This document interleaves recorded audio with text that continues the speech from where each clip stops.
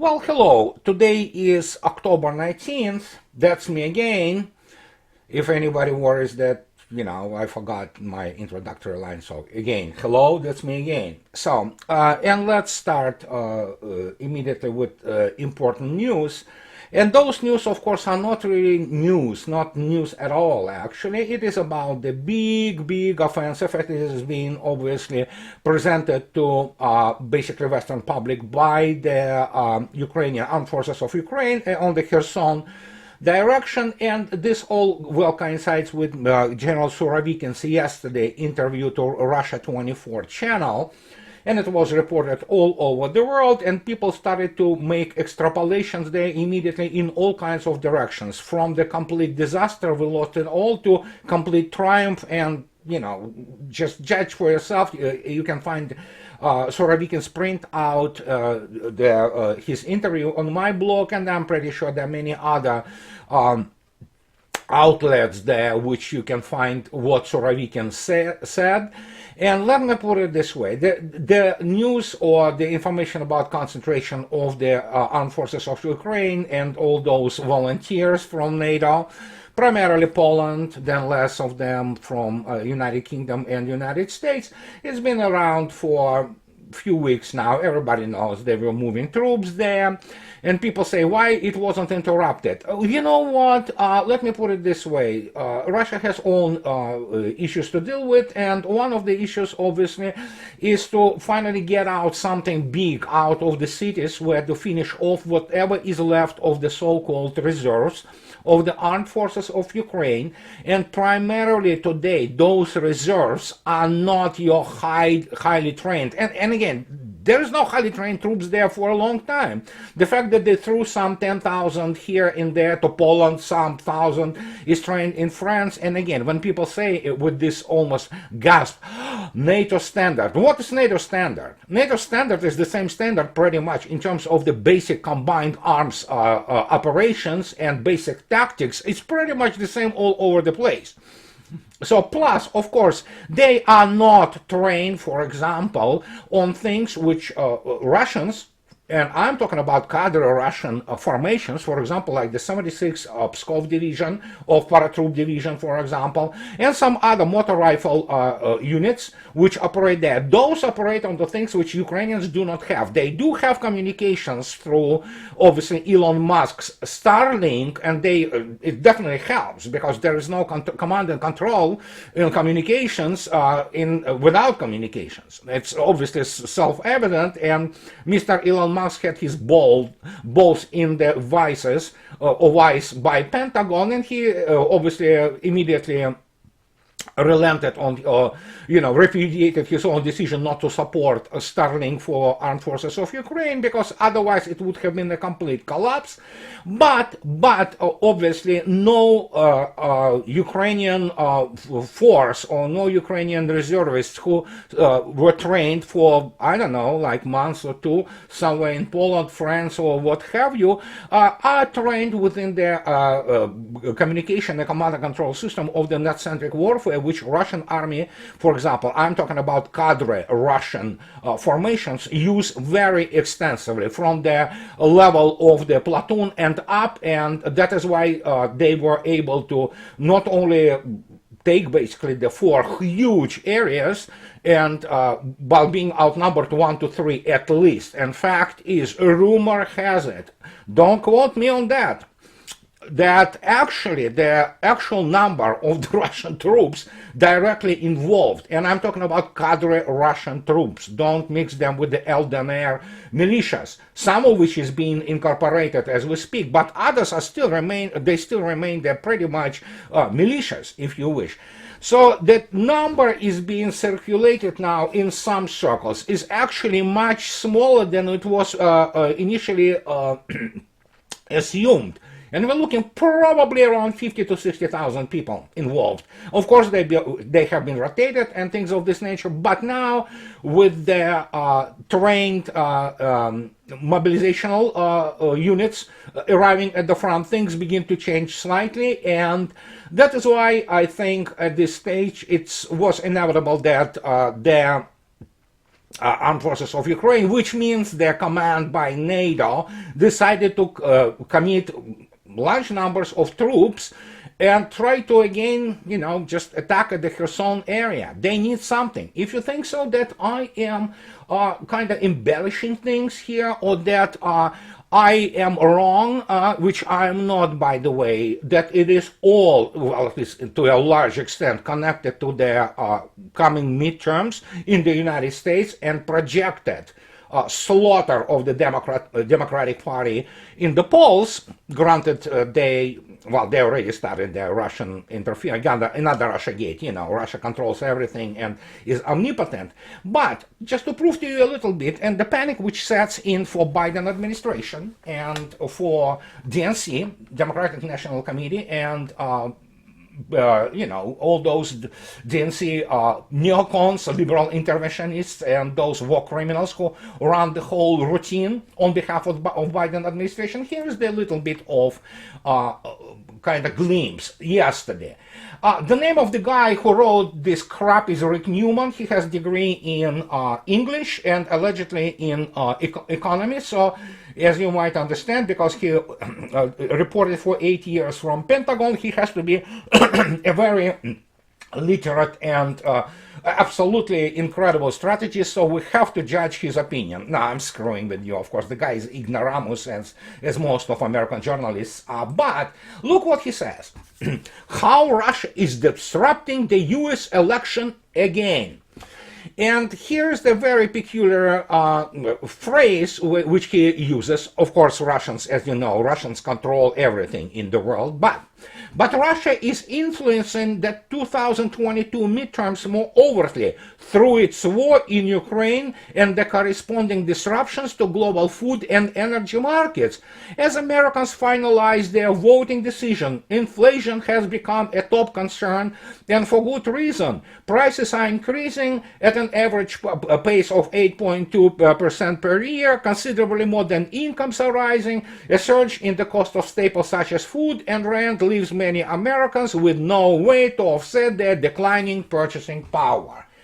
And here I will tell you the paradoxical thing. And as much as Mr. Newman is the ignoramus and bullshitter, in some bizarre sense, he actually is correct. And I've been on record about this, that a lot of what Russia does is timed, so to speak, not only to US midterms, it's tied to the situation in the combined West as a whole, because at this stage, for anybody who ever read Russian so-called December ultimatum 2021, it becomes absolutely clear it is not just about Ukraine. And I've been repeating this non-stop for a while, as you might remember, from the start of the special military operation in February, that it is all about demolishing Pax Americana and globalist project of the, well, some people call it Davos elites, what we call it, Washington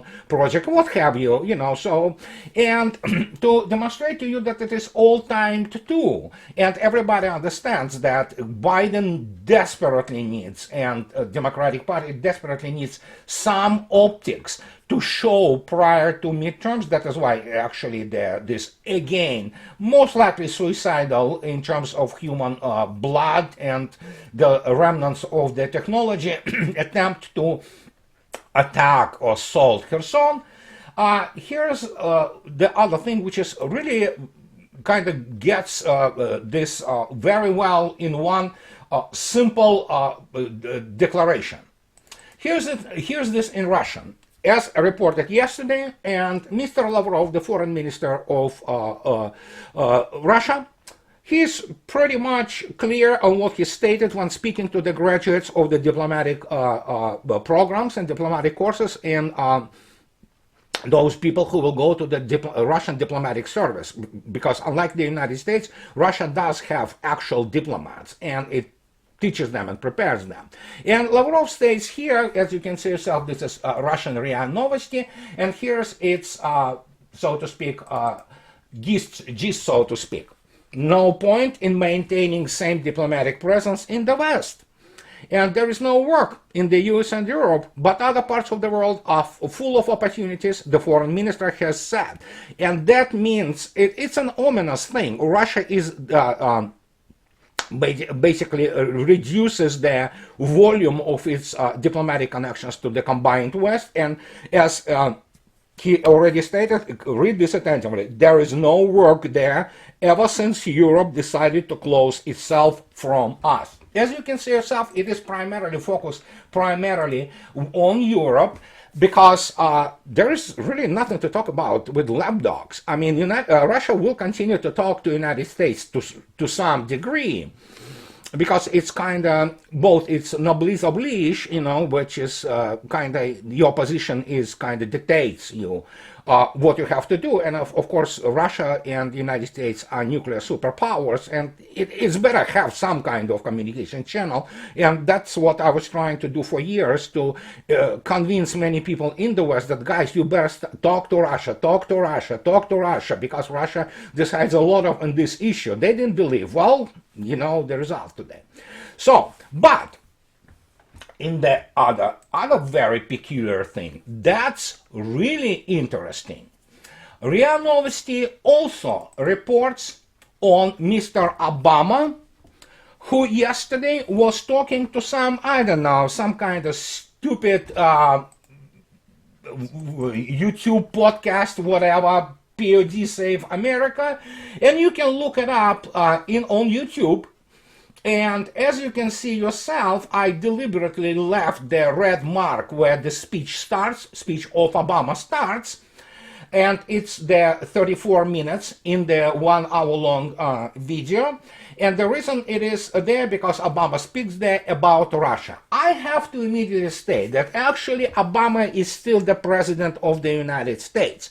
And it is his mafia and his cabal which runs the Democratic Party, and he has many sycophants, if not altogether the dedicated fanatics, who still believe that this vapid and actually very uneducated man could have done something positive for the United States. He didn't. And he is the guy actually who is responsible of a complete destruction of the Russian-American relations.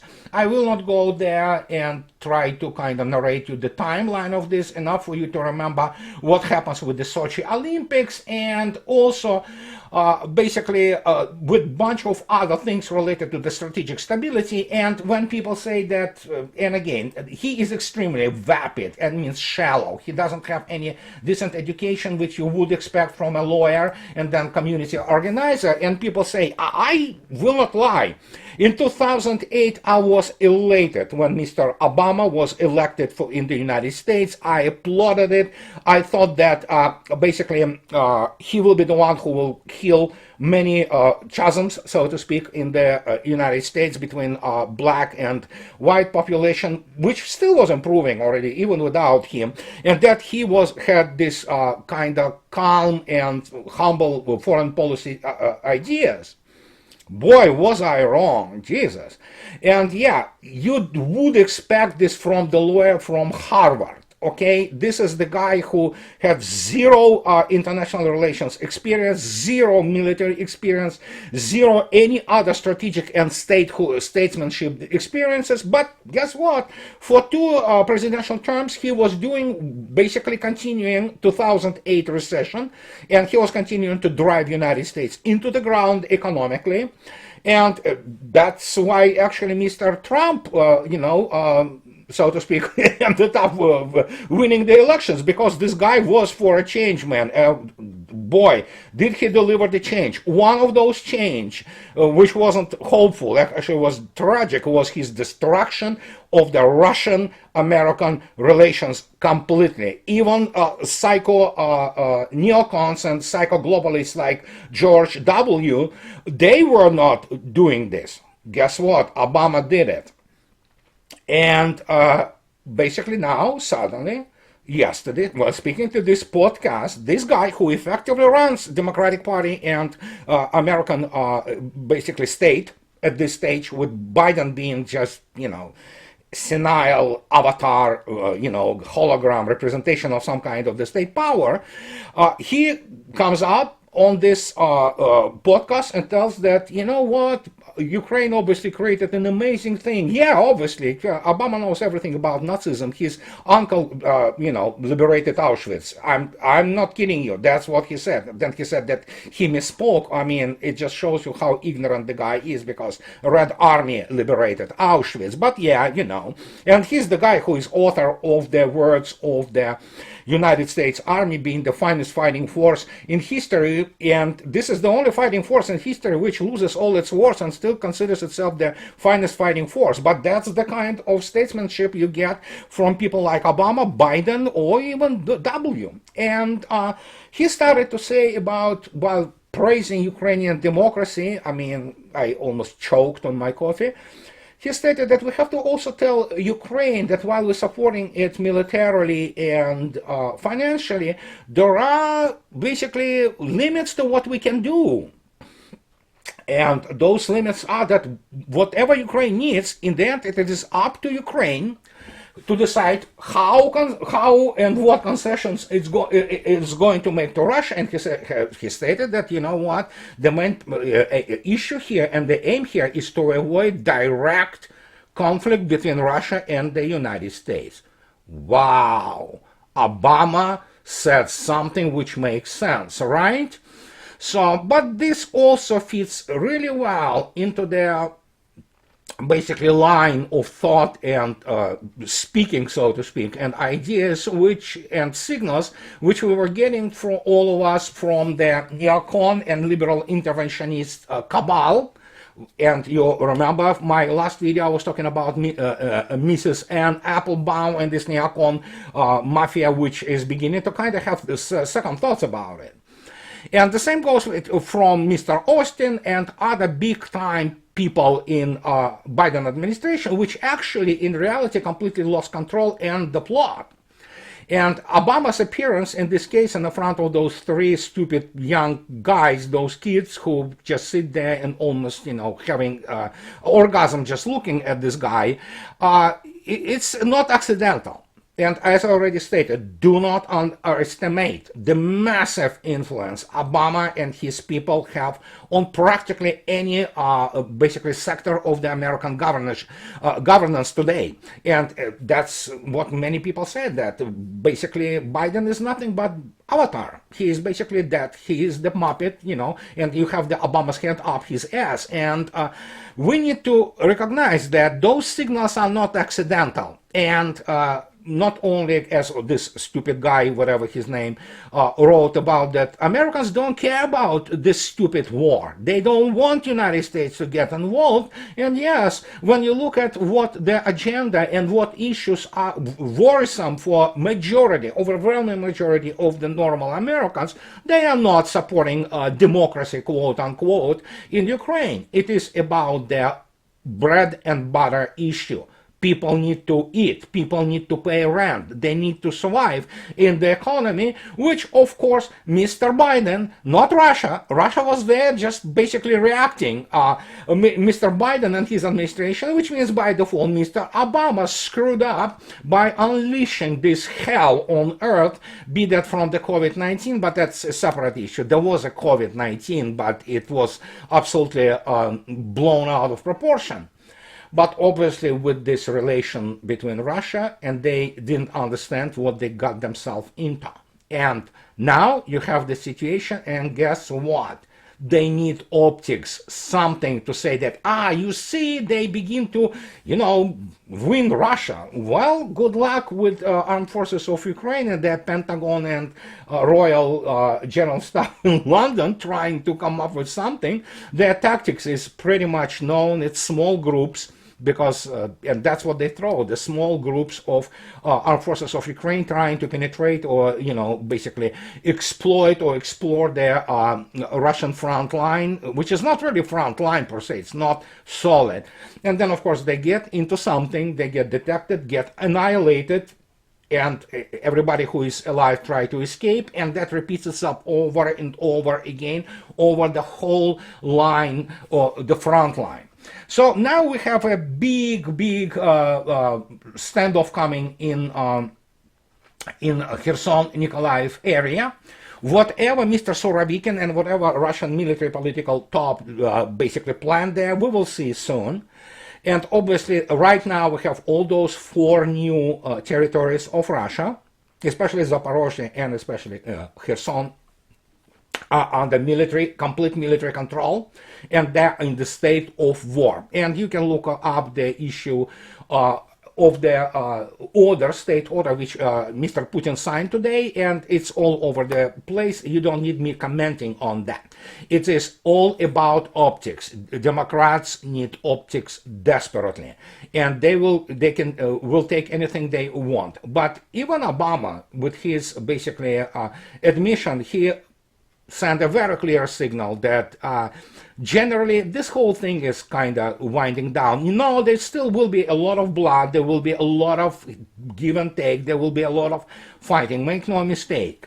And Russia is in it for a long run, but that's the important point. Russia can do a long run, United States cannot. And when we look at the economic situation in the Western Europe, with which Russia doesn't want to talk anymore, it is written off completely.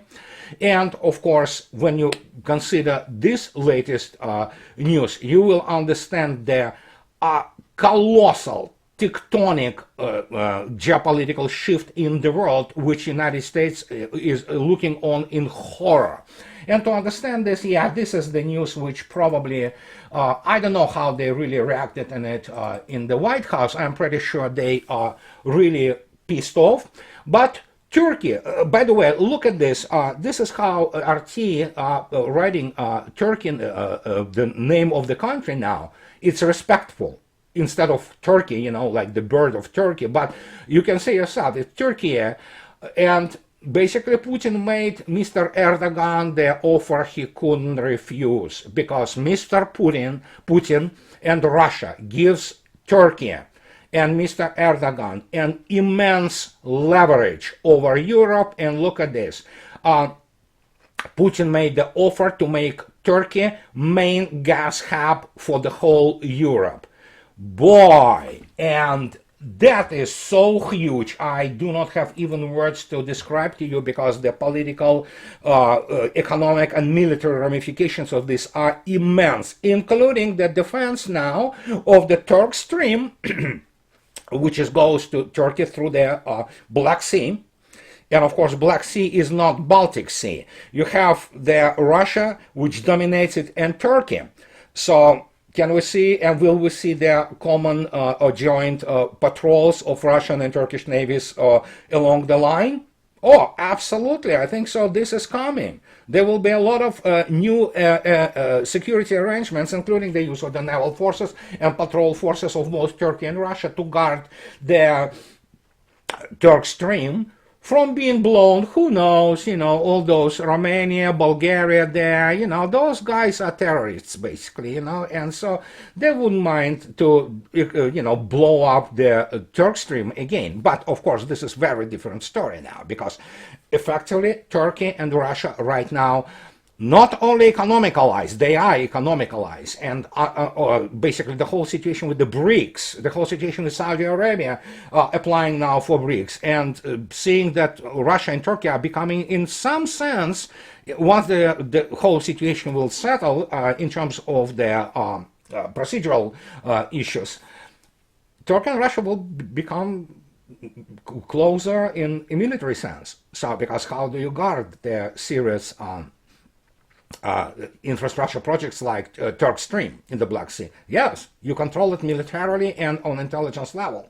And that means involvement of the both sides in joint patrol and joint operation to preserve this pipeline, which I know many people in Washington and in London will be willing to, blow up, as what happened in whoever blew up the Nord Stream. So there you go. And Europe is can only itself to blame. They wanted it, they got it, and they have to live with the consequences. United States will completely rob Europe, but as I already stated, the plan, which was making sense sort of, doesn't make sense anymore, because the market in Europe already is shrinking, and you're not going to be able to project, so to speak, American industrial power, whatever is left of it, to selling stuff in Europe, because they won't be able to afford most of it. So there you go, guys. And this is what I wanted to talk to you about today, and this is kind of off the cuff. And yeah, we're gonna keep an eye on the situation around Kherson, and obvious plans right now. You would expect it, the same as now Russians have been accused of being rapists. It's standard British practice, and I already mentioned, I don't know, they are just absolutely, fixated on the sex, and and they believe that, some believe, they need to spread this thing that Russians are raping Ukrainian women. Yeah, what's next? Russians eat children. It's also known fact, and British propaganda is well known for that. After all, these are the guys who invented concentration camps. What would you expect from them? But it is what it is, and so the big battle is, well, kind of ongoing there, and but I needed to tell you this important news that Mr. Obama, who is de facto, actually, he is running the country, not Biden administration. We have to look, keep an eye on that, and this is what I wanted to tell you today. So, as always, guys, those who want to support and like what I do, they please subscribe to my channel. Those who can afford, please subscribe and support me on the Patreon. And guys, this is it for today. I will be talking to you later. Have a nice rest of the week. Bye-bye.